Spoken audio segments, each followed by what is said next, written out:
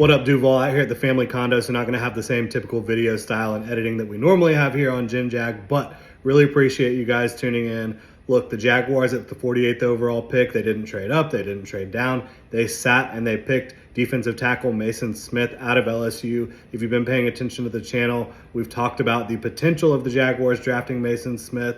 For me, this is a bit early. We're going to talk about it here. The fit with the team, what he brings to the football team, why the Jaguars took him at 48 overall, and we're going to just dive into this pick. So really appreciate you guys tuning in. If you enjoy the content, please like, subscribe, hit that notification bell. You can also check out jinjag.com/shop. Pick up some new Duval gear like this hat I'm wearing right now. Lots of other fun stuff over on the shop. Again, Jaguars take LSU defensive tackle Maason Smith with the 48th overall pick in the 2024 NFL Draft. Now, two straight LSU players, right?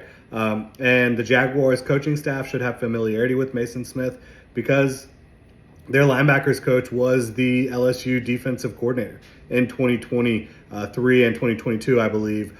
So there's definitely familiarity between the Jaguars staff and Maason Smith when you talk about what he brings to the table. This is a former 5-star recruit. He's 21 years old. He's 6'5", 300 pounds. He's got great length. He's got great athleticism. When you talk about his testing, just blew it out of the water. Now, he suffered a major knee injury in 2022. And in 2023, obviously not fully back to what he was prior to that from a physical standpoint. But then he went out there and he blew the doors off the testing, good size, weight, speed type of prospect. And that's exactly what Trent Baalke talked about wanting to add in this draft. Brian Thomas Jr. at wide receiver in the first round, he absolutely adds that, right?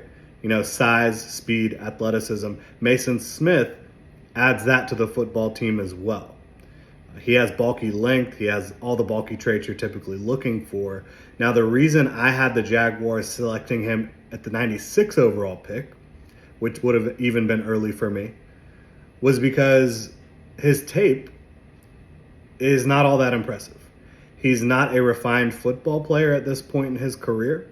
A lot of that might have to do with the fact that he injured early in 2022, missed most of that season, then came back in 2023 trying to get his feet wet, trying to, kind of regain his confidence with the knee situation. And sure, he did make some plays.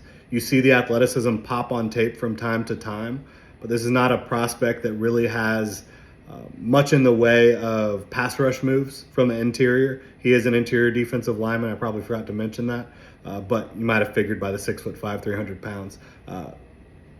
Just not a refined prospect at this point. And for me, when you're talking about 48 overall, there's a lot of prospects on the board that are refined. At the cornerback position, you got Ennis Rakestraw, Renardo Green, lots of other prospects available, beyond that as well that I think have as much talent as a Maason Smith, but are more refined, more ready to go. The good news for Maason Smith, I would say, is that he comes into a situation with the Jacksonville Jaguars where he doesn't have to start right away. He doesn't have to be a high volume rotation guy right away. The Jaguars, they brought in Eric Armstead. They have Devon Hamilton. They have Robertson Harris. They have Adam Gotsis, Jeremiah Ledbetter. Obviously, I think Maason Smith will carve out a role in the rotation for the Jaguars early on, but he doesn't have to be a heavy snap load early in his career. He can kind of develop, and who better for a young interior defensive lineman to develop behind than an Eric Armstead, to learn from than an Eric Armstead who has, been a former high draft pick, who has great athletic traits, very good length, and has developed into one of the better interior pass rushers in the game over his career. Comes to Jacksonville this year as a free agent. Now he can lead that unit from the interior, and he can help teach up Maason Smith. So I think the landing spot for Maason Smith is very good when you look at it from his perspective. I think landing in this defensive line room where you're not going to be forced into being a starter from day one. You're going to have the ability to learn from a veteran who's one of the best in the game. I don't think Maason Smith could ask for a better situation. So very good for him. For the Jaguars, I think there was a lot better options on the table. I know that Maason Smith, I think within the league, within the NFL, this is a player that was coveted more so than within draft media, more so than, guys like me out here watching the tape. I get that he was a 5-star recruit. I get that the potential is probably through the roof. But as of right now, all it is potential. Like Brian Thomas Jr. in the first round, he has more potential than what he's shown throughout his college career. But what he has shown is incredibly impressive, right?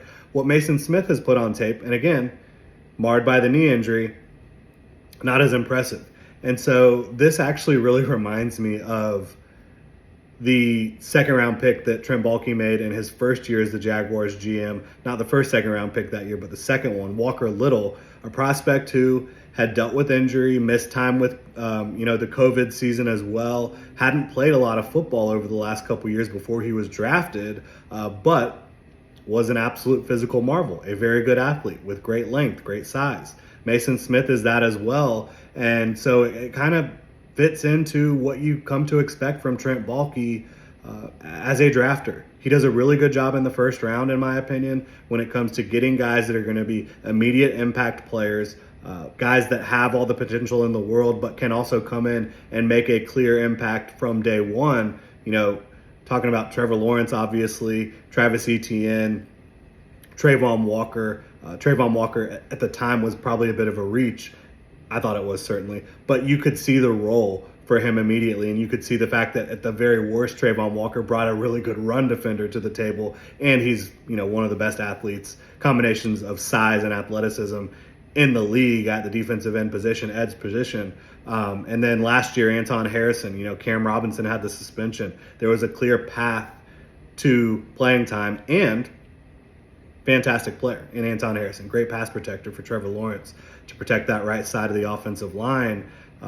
And then Brian Thomas Jr. this year, you love that pick. But getting beyond the first round, we've talked about this for months. Beyond the first round is where Trent Baalke starts to kind of do some wonky things, kind of do his own thing.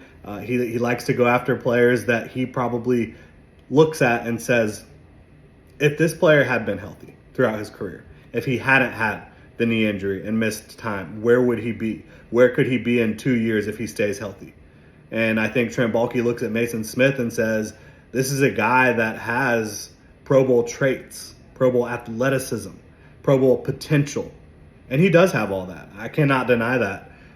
But right now, what you see on tape is an inconsistent player, a guy who doesn't play as athletically as the testing would suggest, a guy that I don't think is going to make a major impact in year one. And if he does, it will be through lots of development, quick development over the next few months, throughout all the offseason program, and then obviously training camp and preseason and learning from Eric Armstead and Devon Hamilton and all these guys. He's got the traits to become something. But to me, when you're talking about the second round of the NFL draft, you're trying to draft someone who can be an immediate impact player. At least that's what I'm trying to do. Trent Baalke, we know he kind of has a different philosophy. He kind of looks at the big picture, looks at the fact that he thinks that in 2 or 3 years, Maason Smith could be something special. Right now, I doubt that he's going to come in and make an impact. There was guys like Michael Hall on the board who I think could make an impact right away. He's also a young athletic prospect, about the same size, about the same length, who already has an impressive pass rush repertoire. And he's a guy that the Jaguars showed interest in. So I'm not sure why you would go Maason Smith over Michael Hall. Again, they love the traits, they love the length, the athleticism, the potential of a Maason Smith. Obviously, now that he's here in Jacksonville, we're gonna, see what he can bring to the table. And I'm very hopeful that he can develop quickly and make a big impact for the Jaguars in 2024 and beyond. But my honest evaluation of this pick is that I think it's a reach. I definitely think it's a reach. I think 96 would have been much more appropriate. Now, I don't think he would have actually made it to 96 because it does appear that the league is much higher on him than I am and than a lot of the draft media is.